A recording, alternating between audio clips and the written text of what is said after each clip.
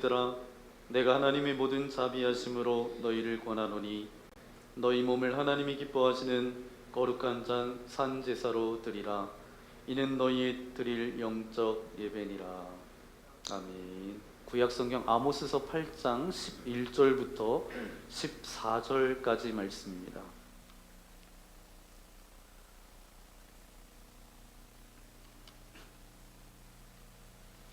아모스서 8장 11절부터 14절까지 말씀, 제가 11절 여러분 12절 교독하겠습니다. 주 여호와의 말씀이니라. 보라, 날이 이를지라 내가 기근을 땅에 보내리니 양식이 없어 주림이 아니며 물이 없어 가람이 아니요 여호와의 말씀을 듣지 못한 기갈이라. 사람이 바다에서 저 바다까지 북쪽에서 동쪽까지 비틀거리며 여호와의 말씀을 구하려고 돌아다녀도 얻지 못하리니 그날에 아름다운 처녀와 젊은 남자가 다 갈아여 쓰러지리라. 사마리아의 죄된 우상을 두고 맹세하여 이르기를 내 신들이 살아있음을 두고 맹세하노라 하거나 브엘세바가 위하는 것이 살아있음을 두고 맹세하노라 하는 사람은 엎드러지고 다시 일어나지 못하리라. 아멘. 그 사람의 인생이 어디로 가는지를 결정해주는 어떤 비전이지요. 그 비전을 이룰 수 있도록 노력하게 해주는, 그 사람을 지탱하는 어떤 힘이라고 말할 수 있어요. 그래서 그 사람이 무엇을 가장 중요하게 생각하는지, 그 사람이 가지고 있는 그 가치관은 무엇인지를 알 수가 있습니다. 어떤 사람은 욕심이 주도하는 그런 인생을 삽니다. 그 사람은 소유가 행복을 가져다 줄 것이라고 그렇게 믿어요. 그래서 돈도 명예도 학벌도 조금이라도 더 갖기 위해서 악착같이 노력합니다. 그래서 승부근성이 있어요. 많은 것을 이루지만 욕심이 끝도 없기 때문에 이루면 이룰수록 어떻게 돼요? 만족하는 것을 모르고 불행한 삶을 살게 되지요. 어떤 사람은 미움이 주도하는 인생을 살아갑니다. 누군가에 대한 증오심과 복수심으로 살아가요. 돈이든 명예든 이런 게 아니라 증오심, 복수심으로 살아가는데 와신상담하면서 어떤 고난을 감수하면서도 무섭게 노력합니다. 이런 사람은 모든 사람을 적이냐 아니면 친구냐 이분법적으로 보기 때문에 사는 게 전쟁입니다. 그러니까 마음에 평안이 없어요. 어떤 사람은 열등감이 주도하는 인생을 삽니다. 자기는 남보다 가진 것이 없어서 손해본다라는 생각. 힘 있는 부모님을 만나지 못했기 때문에 자기는 금수저를 물고 태어나지 못했기 때문에 뭔가 남들보다 조금 불리하다라고 그렇게 생각해요.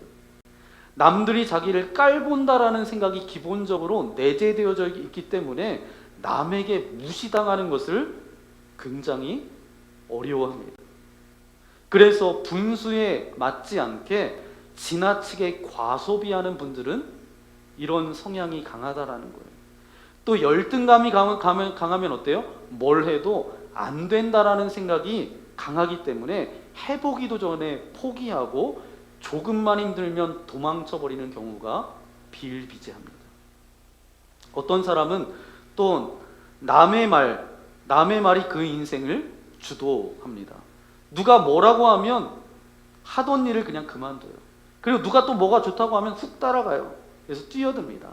그래서 자기의 전공도, 사업 아이템도, 결혼도 그 인생 가운데 찾아오는 여러 가지 결정 앞에 사람들의 말에 좌지우지돼요.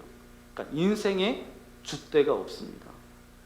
항상 불안하고 다른 사람에 의해서 끌려다니는 그런 삶을 살아가게 된다는 거죠. 그러면 하나님의 사람은 뭐가 다릅니까? 뭐가 달라요? 단순히 교회 다녀서 다른 것이 아니라 우리는 하나님의 말씀이 우리의 인생을 주도하기 때문에 다른 것입니다. 제가 말씀을 준비하면서 어떤 영상을 접하게 됐는데 이것도 하나님의 은혜인 것 같아요. 우리 잠깐 영상을 보시겠습니다. Now this is beautiful. Hey, can you tell me what your address is? What my address is? Mm-hmm. I don't know. Okay. What color shirt did you have on yesterday? I don't know. What'd you have for lunch today? And reaches food. Good food. All right. So who is Linda? Do you know Linda? God gave his son. What about Paul? Oh, Paul. All right. Who is Jesus? There you go. well, Jesus is the one that saved me and lives in my heart Amen. and will take me home. Glory to God. Quite amazing. I love him. 치매에 걸리신 90세 할머니세요. 그런데 이제 치매에 걸리셨잖아요. 몰라요. 뭘 먹었는지도 모르고 집 주소도 모르고 아들도 모르고 딸도 몰라요. 그런데 예수님이 누구냐고 물어보니까 뭐라고 대답해요? 날 구원해 주신 분입니다. 나도 이제 갈 거예요. 그분이 계신 곳으로 갈 거예요. 그렇게 이야기하는데 제가 이 할머니의 영상을 보면서 물론 치매 우리 교인분들은 치매에 걸리시는 분이 없어야 되는데 뭐 이제 그런 기도도 됐지만 이분이 어떻게 다 잊어먹어도 이것은 잊어먹지 않고 예수님이 나의 구원자이십니다 이렇게 고백했을까? 말씀이 할머니를 주도하면서 그 인생을 그렇게 사셨기 때문에 그러지 않았을까? 하나님의 말씀이 우리의 비전을 결정하고 하나님의 말씀이 그 비전을 향해 달려갈 수 있는 힘을 주고 하나님의 말씀이 우리의 인생의 가치관을 결정해 주어야 됩니다. 그렇게 철저히 하나님의 말씀에 다스림받는 인생이 바로 말씀이 주도하는 인생이에요. 저와 여러분이 그렇게 살 수 있기를 소망합니다. 우리가 사는 이 시대는 어떤 시대예요? 문명이 발전하면서 여러 가지 사람들 내면 가운데 발전은 많이 했어요. 편리하기는 합니다. 그런데 사람의 마음 가운데 허전함과 결핍함이 심해졌습니다. 사람들의 내면에 결핍이 많다 보니까 한 가지 나타나는 현상 가운데 하나가 무엇인가 하면 남의 이야기를 많이 한다는 거예요. 전문 용어로는 뒷담화 한다는 거죠. 익명 속에서 숨어서 남을 공격합니다. 그런데 사람들이 이렇게 줄이 끊어진 연과 같이 춥고 허전하고 쓸쓸한 이유가 사실은 뭐예요? 하나님의 말씀이 없기 때문이라고 아모스 선지자는 단호하게 말씀하고 있어요. 11절 말씀 함께 읽겠습니다. 주 여호와의 말씀이니라. 보라 날이 이를지라. 내가 기근을 땅에 보내리니 양식이 없어 주림이 아니며 물이 없어 가람이 아니요 여호와의 말씀을 듣지 못한 기갈이라. 아멘. 뭐라고요? 여호와의 말씀을 듣지 못한 기갈이라. 말씀을 통해서 돌아오라 아모스 선지자를 통해서 계속해서 말씀을 하셨는데 돌아오지 않으니까 하나님께서 어떻게 하셨냐? 나 이제 말씀을 보내지 않겠다. 이 말씀이 현실이 됩니다. 그래서 하나님께서 회개하도록 맨날 똑같은 얘기만 한다고 불평했던 이스라엘 백성들을 향해서 하나님이 침묵하시고 하늘문을 닫으셨어요.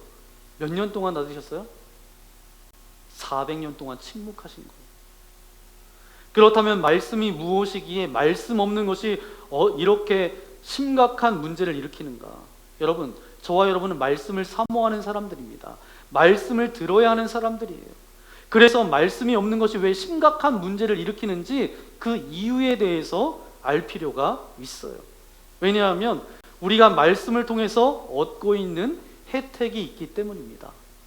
그러면 말씀을 먹어야 사는데 우리 첫 번째 함께 고백해 볼까요? 하나님의 말씀은 삶의 방향입니다. 아멘. 말씀은 삶의 뭐라고요? 방향이에요. 여러분, 속도보다 중요한 건 뭐라고요? 방향이죠. 그 방향이 잘못되면 처음에는 잘 드러나지 않지만 나중 되면 이것이 큰 격차가 나서 방향이 잘못됐다라는 것을 알게 되고 결국은 그 인생 가운데 큰 문제를 만나게 됩니다. 제 아들이 어렸을 때 이제 가지고 놀았던 장난감 가운데 이 장난감이 있어요. 지금도 이제 집에 있을 거예요, 아마. 오른쪽에 있는 그림처럼 이런 게 있습니다. 오른쪽에 있는 게 뭔지 아세요, 여러분? 왼쪽에 있는 거하고 똑같은 이름을 가지고 있습니다. 뭐죠? 팽이에요, 팽이. 저도 어렸을 때 가지고 놀 수 있는 게 뭐 지금은 여러 가지 이제 뭐 스마트폰이 있어서 그것만 있어도 그냥 놀 수 있잖아요, 혼자. 근데 예전에 이제 저도 시골에 살았기 때문에 놀 수 있는 게 왼쪽에 있는 이 팽이 이거밖에 없었어요. 그러면 이거를 가지고 이제 노는데, 팽이 여러분 쳐보셨죠? 이렇게 끈 달린 이걸로 해서 이렇게 칩니다. 그럼 팽이가 굉장히 제가 잘 돌렸거든요. 이렇게 돌리면 굉장히 세게 돌아요. 세게 도는데 소리가 나요, 안 나요? 네? 회전은 빠른지는 모르겠지만 소리가 그렇게 뭐 이게 나지가 않아요. 그렇죠? 여러분은 더 세게 돌렸나 봐요. 네. 빨리 도는데 조용합니다. 그런데 아무리 고요하게, 아무리 소리 없이 그냥 그렇게 돌아요, 팽이가. 근데 저도 모르게 이제 툭 치면 어떻게 되죠? 툭 치면 중심이 무너지는 순간 한 번의 그 고요함과 평안함은 깨지게 되죠. 여러분, 신앙생활도 마찬가지라는 거예요. 신앙생활은 어떤 싸움이냐면 중심 싸움이에요. 우리는 그냥 결정하고 그냥 행동하지 않습니다. 여러분이 행동하고 결정하는 모든 삶의 패턴을 보면 여러분의 생각의 중심, 삶의 중심이 무엇이냐에 따라서 그 방향과 모습이 나타나게 된다라는 거예요. 중심을 하나님께 두면 우리를 계속해서 온전하게 하세요. 하나님의 뜻 안에 날마다 있게 하세요. 아무리 삶이 빨리 돌아가도 하나님만 바라보고 그리스도 중심의 삶을 두면 그 삶이 어때요? 날마다 온전해지고 은혜들로 채워지게 될 줄 믿습니다. 사람들은 굉장히 다양한 것 같습니다. 물론 철원에 있는 분들은 맨날 보는 분들이라 그분들인데, 제가 이제 가끔 서울에 이렇게 가보면 사람들이 굉장히 다양합니다. 어떻게 다양하냐 하면 정말 옷을 안에다 입어야 될 옷 같은데 밖에다 끄집어내서 입고 돌아다니는 사람이 있어요. 그냥 평상복처럼 그렇게 입고 다닙니다. 그러면서 제가 이렇게 보면서 참 다르다. 그리고 어떤 사람은 머리를 이상하게 해요. 그냥 머리를 가만히 놔두지를 않습니다. 그냥 말았다가 또 밀었다가 길었다가 염색을 이 색으로 했다가 저 색으로 했다가 별 사람들을 다 보게 되면서 참 다양한 사람들이 참 많다. 그러면서 참 저런 사람들도 다 정상이다. 제가 이렇게 제 자신을 보면서 생각이 들었던 건 뭐냐면, 그러면서 제 안에 이런 괜찮은데? 이런 마음이 들더라고요. 제게도 무슨 변화가 있냐면 나도 변해가고 있구나. 내가 못해본 것이 아쉽기도 하고 이렇게 중요하지 않은 것에 대해서 다양성을 우리가 받아들일 필요가 있구나. 그래서 여러분들도 그냥 너무 여러분의 생각에 갇혀 있지 마세요. 그냥 다양성을 인정하고 그냥 존중하세요. 그런데 한 가지, 복음은 그 자리에 있어야 돼요. 복음의 자리는 있어야 될 곳에 딱 있어야 됩니다. 딱 정해져 있어요. 어디 있어요? 예수님을 아무 데나 갖다 대서는 안 돼요. 예수님은 평생 저와 여러분의 어디에 계셔야 돼요? 중심에 계셔야 합니다. 변할 수가 없어요. 예수님이 다른 곳에 계시면 우리의 신앙생활이 이상해집니다. 예수님이 계실 곳은 저와 여러분의 중심에 계셔야 돼요. 그래서 하나님의 말씀은 우리의 인생의 길입니다. 우리의 인생의 방향이에요. 여러분, 시편 119편이 몇 절까지 되어져 있는지 아세요? 네? 176절까지 되어져 있습니다. 시편 119편이. 가장 긴 장이 119편이죠. 여기 보니까 매 절마다 말씀이라는 말이 나올 정도예요. 표현은 여러 가지지만 이렇게 말할 수가 있습니다. 시편 119편은 말씀에 대한 정의, 말씀이 우리의 인생 가운데 어떤 의미가 있느냐, 적어도 176가지로 나옵니다. 그런데 그 가운데 가장 두드러진 말씀은 바로 105절 말씀이에요. 함께 읽겠습니다. 내 발의 등이요 내 길의 빛이니이다. 아멘. 여러분, 하나님의 말씀이 인생의 방향이에요. 그리고 걸어가야 될 길입니다. 그러므로 하나님의 말씀을 듣지 못하는 인생은 어떻게 말할 수 있어요? 길 잃어버린 인생입니다. 방향을 잃은 삶이에요. 그 사람들의 행동을 한마디로 말하면 뭐라고 이야기할 수 있냐면 헤맨다, 헤매고 다닌다, 이렇게 말할 수 있죠. 그 인생은 헤맬 수밖에 없어요. 정신없이 분주하게 사는 것 같은데 어디로 가고 있는지를 몰라요. 그러다 보니까 자꾸 불안과 두려움이 엄습해서 찾아옵니다. 그리고 피곤이 몰려오고 허무와 절망을 이길 수가 없어요. 이것이 바로 인생의 길이고 방향인 하나님의 말씀이 없는 사람들이 보이는 삶의 모습이에요. 하지만 하나님의 말씀이 있는 사람들은 어때요? 그가 아무리 힘들어도 어려운 길을 걷는다 할지라도 분명히 말하지만 그 사람이 걸어가는 길은 힘이 있어요. 확신이 있어요. 왜요? 방향을 아니까. 그 사람에게는 살아가는 그런 모든 순간이 때로는 실패할 수도 있고 때로는 넘어질 수도 있지만 그 모든 순간이 그 사람에게 의미 있음이 돼요. 왜요? 방향이 맞으니까. 무의미가 아니에요. 의미 있음이에요. 그리고 나중에 삶을 되돌아볼 때마다 나에게 있었던 삶의 모든 순간이 감사와 보람과 성취였다라고 그렇게 고백할 수밖에 없습니다. 여러분, 이것이 하나님의 말씀을 듣고 살아간 사람들의 이야기예요. 저와 여러분이 그런 삶이 될 수 있기를 소망합니다. 그러면 하나님의 말씀을 먹어야 사는데 우리 두 번째 함께 고백하겠습니다. 하나님의 말씀은 영혼의 치료약입니다. 아멘. 하나님의 말씀은 영혼의 심령의 치료약이에요. 하나님의 말씀은 원론적으로 하나님의 존재의 표출입니다. 여러분, 우리가 어떻게 하나님을 만나죠? 우리가 어떻게 하나님을 경험하죠? 여러분, 어떻게 하나님을 만나고 어떻게 하나님을 경험하세요? 하나님께서 필요하실 때 특별한 상황 가운데 역사하실 때도 있지만 성경이 말하는 하나님을 만나는 것은 뭐예요? 말씀을 통해서 만나는 것입니다. 말씀이 바로 하나님의 존재 자체라는 거예요. 요한복음 1장 1절 말씀 읽어볼까요? 태초에 말씀이 계시니라. 이 말씀이 하나님과 함께 계셨으니 이 말씀은 곧 하나님이시니라. 아멘. 왜냐하면 말씀이 예수님 자신이거든요. 우리가 말씀을 받을 때 예수님께서 임재하시는 거예요. 주님의 임재를 갈망하는 자는 말씀에 목마른 자가 되어서 우리는 세상이 주는 영양과 물질을 통해서 살아가는 것이 아니라 말씀을 통해서 하늘의 능력을 공급받고 살아가죠. 그래서 세상이 우리를 싫어합니다. 세상에 의지하지 않고 하나님의 말씀을 의지하기 때문에 하나님의 자녀가 싫은 거예요. 자기에게 의지하지 않는다는 것 뭐예요?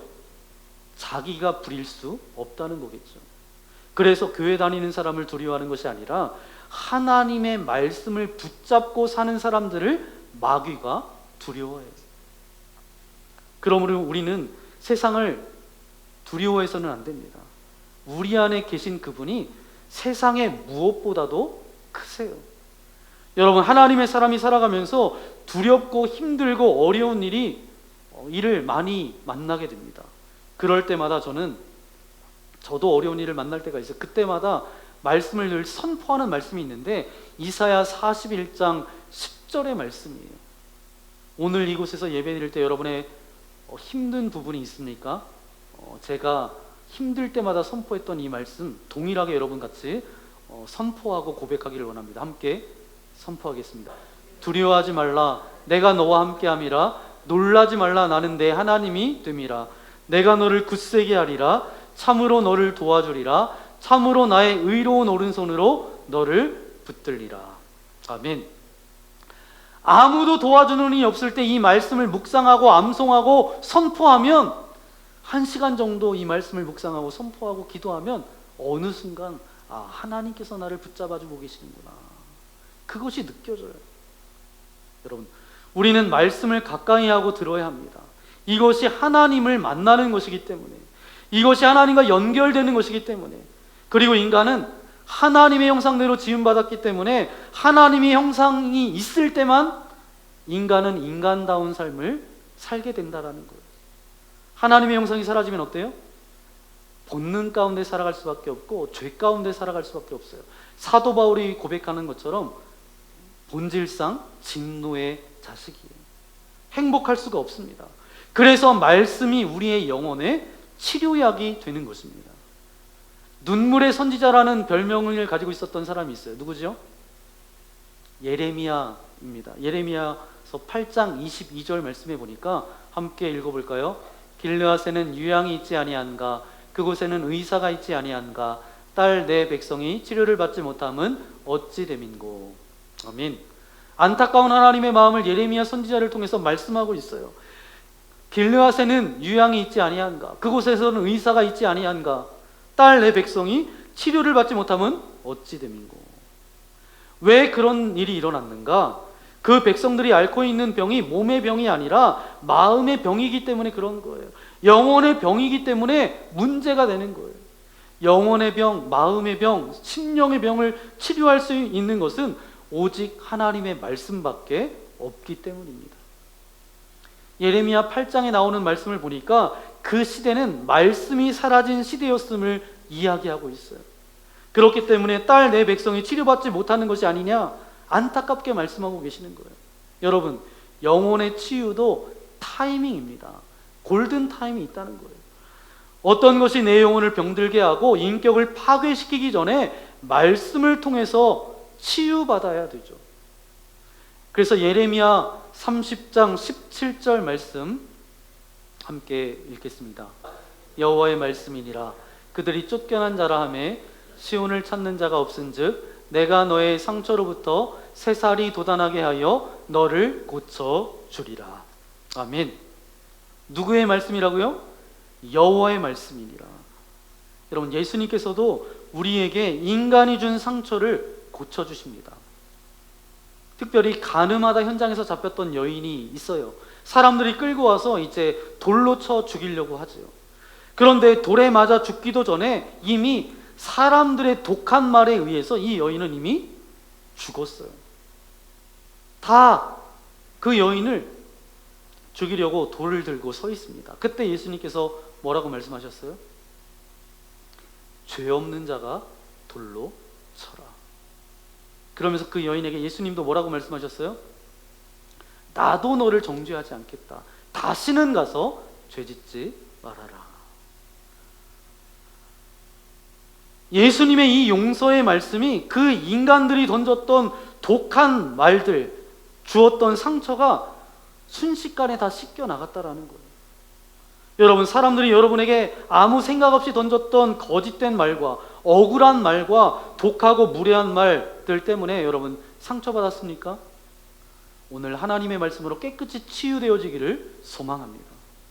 사람이 준 상처는 하나님의 말씀밖에 치유할 수 있는 능력이 없어요.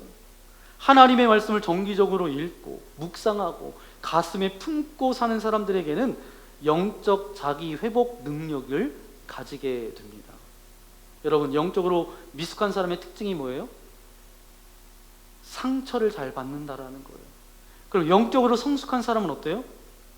상처를 잘 받지도 않거니와 받아도 빨리빨리 말씀으로 스스로 치유하는 능력이 있어요.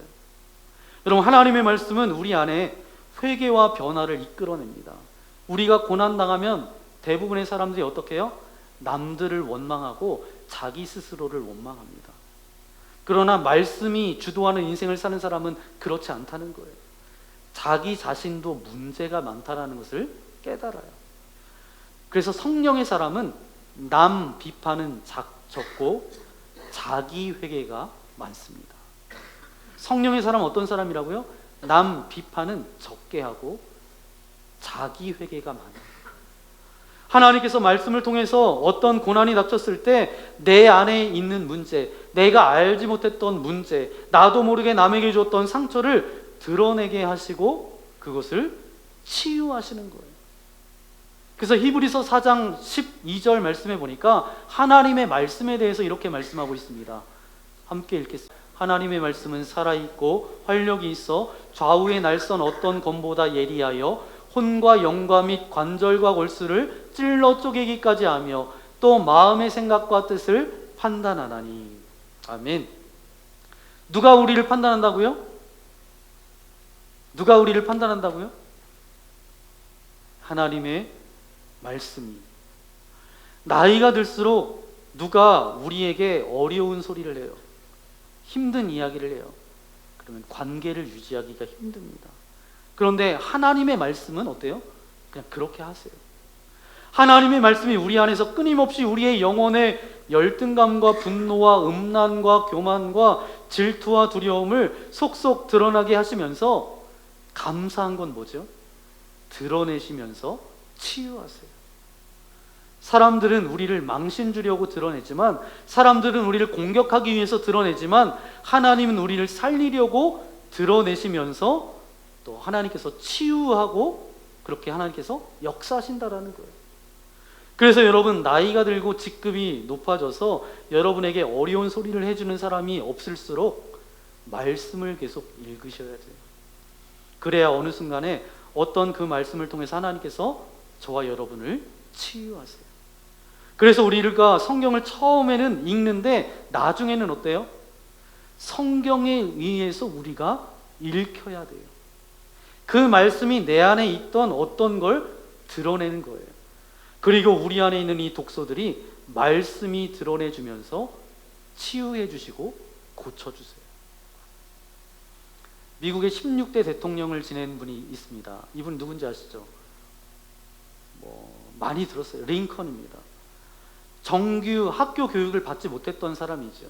그러나 평생 그의 어머니가 물려주신 낡은 성경책 한 권을 가지고 그것을 읽으면서 살았어요.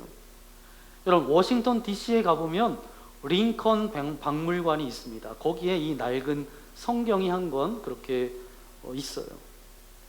링컨이 이제 손때 묻은 이 성경이죠. 어머니로부터 물려받았던 이 성경.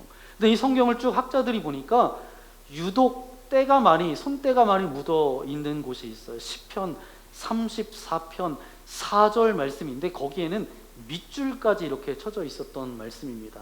그러면서 링컨이 가장 좋아했던 말씀일 거다. 그렇게 학자들이 그렇게 이야기를 합니다. 우리 4절 말씀 함께 읽겠습니다. 시작. 내가 여호와께 간구하며 내게 응답하시고 내 모든 두려움에서 나를 건지셨도다. 아멘. 미국 남북전쟁을 링컨의 리더십 안에서 이렇게 잘 치러냈고, 링컨 주변에 수많은 정적들의 공격을 받았지만 그는 똑같이 반격하지 않았어요. 모든 상황 가운데 하나님의 음성을 듣고 자기를 반성하고 회개하면서 그렇게 나아갑니다. 여러분, 하나님의 말씀이 주도하는 인생을 사는 사람은 사람들이 자기를 공격하는 고난 가운데서 억울하다라고만 하지 않습니다. 자기 안에 있는 자기도 몰랐던 교만과 독성을 회개하게 된다라는 거예요. 여러분, 고난 중에서 억울하다라고만 이야기하지 말고 그 고난이 아니었으면 내가 얼마나 경솔했을지, 얼마나 교만했을지를 하나님 앞에 되돌아보는 시간, 그런 저와 여러분 되어지기를 소망합니다. 그렇게 겸손히 회개하는 사람에게 하나님이 말씀을 통해서 또한 뭐까지 허락해 주신다고요? 고쳐주시고 치유까지 허락해 주신다라는 거예요.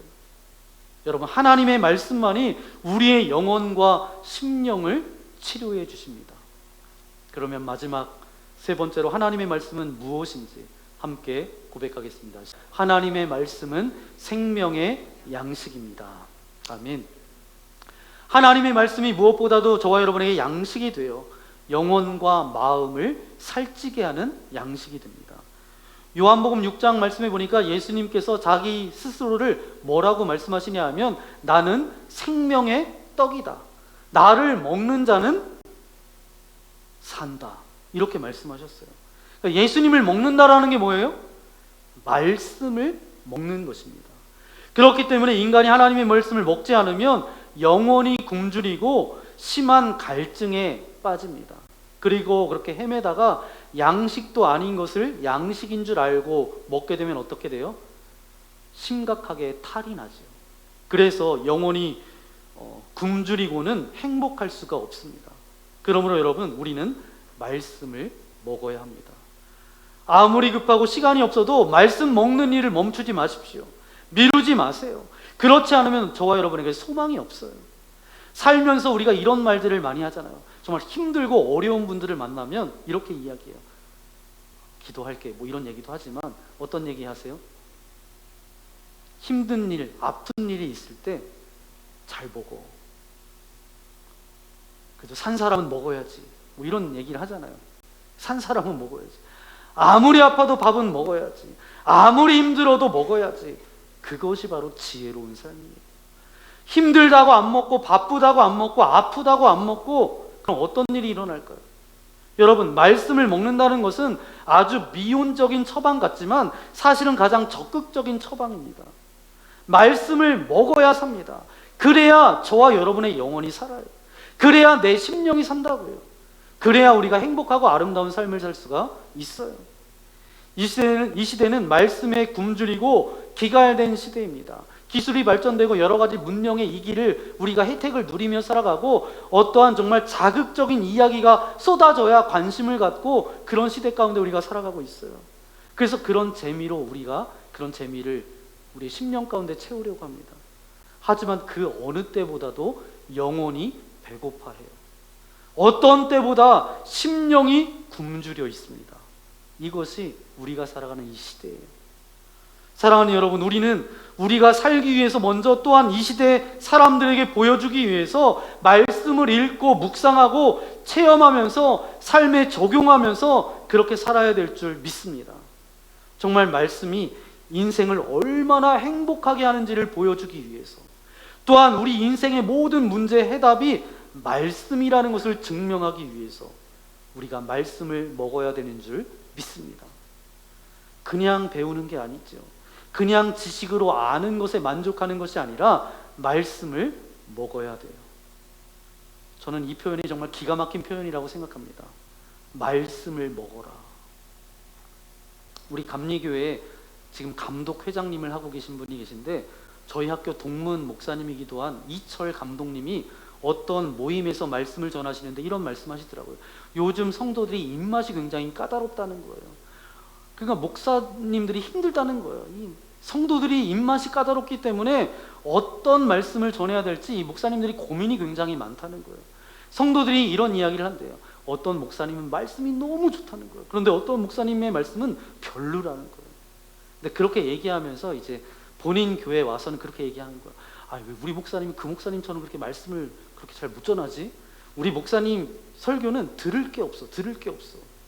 그렇게 얘기한다는 거예요. 그때 이 선대 목사님이 이런 말씀을 하시더라고요. 충청도 사투리로 하시는데 저는 뭐 잘 흉내는 못 내겠더라고요. 이렇게 이야기하셨어요. 맛있다 맛없다 하지 말고 먹으면 살아. 먹으면 산다는 거예요. 하나님의 말씀을 먹으면 사는 거예요. 하나님의 말씀에 순종하면 사는 겁니다. 그런데 하나님의 그 말씀 앞에 그 말씀이 들리네 안 들리네 재미있네 없네 순종을 하네 마네 뭐 이렇게 있는 거예요. 하나님의 말씀은 하나님의 말씀이기 때문에 우리가 먹어야 돼요. 그 말씀에 순종해야 돼요. 그러면 우리가 삽니다. 그냥 지식으로 채우는 게 아니에요. 어떤 정보, 내 성경에 대해서 많이 알아. 그게 아니에요. 그 말씀이 내 안에 들어와서 내 모든 세포에 힘을 주고 내 모든 상황을 뛰어넘게 하셔서 행복하게 만드는 그것이 아니냐. 그 말이에요. 그런 의미에서 말씀을 먹는다는 거 정말 기가 막힌 표현입니다. 여러분, 그렇게 말씀을 먹을 수 있기를 소망합니다. 그래서 어떤 환경에서든지 힘있게 살아가십시오. 여러분, 승리하십시오. 아름다운 주의 사람으로 행복한 삶을 살아 나아가는 저와 여러분 되어주시기를 예수님의 이름으로 간절히 축원합니다. 요즘은 성경책도 안 가지고 다니세요. 예전에는 그런 말이 있잖아요. 그냥 차에서 이제 일주일 동안 차에 잘 모셔놨다가 주일날 되면 이게 먼지를 털어서 가지고 오신다고 하는데 요즘은 성경도 안 가지고 오세요. 왜요? 그냥 여기 막 자막이 막 나오니까. 여러분, 군인이 총을 안 들면 안 되는 것처럼 이게 우리가 이 말씀을 늘 가까이 하셔야 돼요. 이걸 붙들고 있어야 쳐다보기라도 하죠. 맨날 이렇게 스마트폰만 이제 이게 굉장한 무기가 돼버린 그런 세대 가운데 살아가고 있어요. 나이 드신 분이든 젊은이든 여러분 보세요. 이게 너무 소중한 거예요. 여기에 다 있어요. 여러분, 무엇보다 소중한 것은 말씀을 먹어야 삽니다. 여러분, 말씀을 가까이 하시고 가까이 하는 것뿐만 아니라 그것을 읽고 묵상해서 하나님께서 원하시는 그 뜻대로 살아가는 저와 여러분 되시기를 예수님의 이름으로 간절히 축복합니다. 주님 감사합니다. 아름답고 귀한 말씀을 우리에게 허락하여 주신 아버지 하나님 감사합니다. 우리가 무엇보다도 하나님의 말씀을 가까이 하며 살아가기를 원합니다. 정말 이 시대 속에서 영혼의 굶주림을 어떻게 해결할 수 있겠습니까? 정말 방황하는 세대 속에서 무엇이 진리라고 무엇을 가지고 설명할 수 있겠습니까? 말씀을 마음의 중심에 새기며 사는 것밖에 없다고 믿습니다. 우리가 말씀을 마음 중심에 새기며 살아가게 하여 주옵소서. 그동안 말씀을 너무 멀리 했습니다. 바쁘다는 핑계로 말씀을 읽지도 않고 묵상하지도 않고, 말씀이 영혼의 양식이라고 그렇게 고백은 하지만 그런 삶을 살지 못하였음을 이 시간 주님께 회개합니다. 다시 한번 결단합니다. 말씀을 붙잡게 하여 주옵소서. 말씀이 우리의 삶을 채우게 하여 주옵소서. 말씀이 내 삶의 길이 되게 하여 주옵소서. 말씀이 내 영혼을 살리는 양식 되게 하여 주옵소서. 그런 고백을 담아 귀한 물질을 주님께 올려드립니다. 우리의 정성과 고백과 삶의 그 모든 부분이오니 기뻐 받아주시고, 우리가 물질의 노예로 살아가는 것이 아니라 하나님의 말씀의 노예로 살아갈 수 있도록 우리와 함께하여 주옵소서. 말씀이 우리의 삶을 이끌어갈 뿐만 아니라 말씀을 통해서 치유되어지고 회복되어지고 모든 인생의 문제마다 말씀을 통해서 풀어지는 역사를 경험케 하여 주옵소서. 아버지 하나님, 우리의 삶이 물질 때문에 어려움 당하지 않도록 인도하여 주시고, 물질을 그것을 지혜롭게 잘 사용할 수 있는 그런 지혜도 우리에게 허락하여 주옵소서. 특별히 오늘 이 자리에 올 때 여러 가지 근심과 염려와 두려움과 걱정과 관계의 문제와 어떤 마음의 섭섭함을 가지고 나왔습니까? 육체의 어떤 질병과 연약함을 가지고 나왔습니까? 주님의 능력의 오른손으로 안수하여 주실 때에 모든 연약함들은 떠나갈지어다. 모든 아픔은 사라질지어다. 모든 고통은 온전히 치유될지어다. 강건함으로 우리를 허락하여 주셔서 하나님께서 부르신 그 사명의 자리에서 주님의 기쁨이 될 수 있도록 함께하여 주옵소서. 특별히 아버지, 북한 땅을 위하여서 기도합니다. 말씀이 필요한 땅입니다. 하나님을 믿는 믿음의 사람들, 아버지 하나님, 생명을 담보하고 기도하는 아버지 하나님 백성들이 있습니다. 또한 이 땅에서 저들을 위하여서 기도하는 믿음의 성도들이 있습니다. 아버지 하나님, 이제 북한과 남한을 가로막고 있는 그 모든 것들이 무너지게 하여 주시고 복음 안에서 서로 하나 되어질 수 있도록 은혜 내리어 주옵소서. 또한 오물풍선을 띄웠다라는 그런 소식이 들려집니다. 이제 남북 관계가 아버지 하나님의 말씀으로 잘 다스려질 수 있도록 도와주시고, 하나님께서 기뻐하시는 복음 안에서 통일을 이룰 수 있는 이 나라 이 민족 되어질 수 있도록 함께하여 주옵소서. 세계는 전쟁으로 기근으로 고통받고 있는 이들도 있습니다. 전쟁이 종식되고 아버지 하나님, 가진 자들이 또 어려운 이들과 함께 나누어 함께 아름다운 세상을 만들어가는 복된 아버지 하나님 나라가 되어질 수 있도록 동행하여 주옵소서. 한 주간 살아갑니다.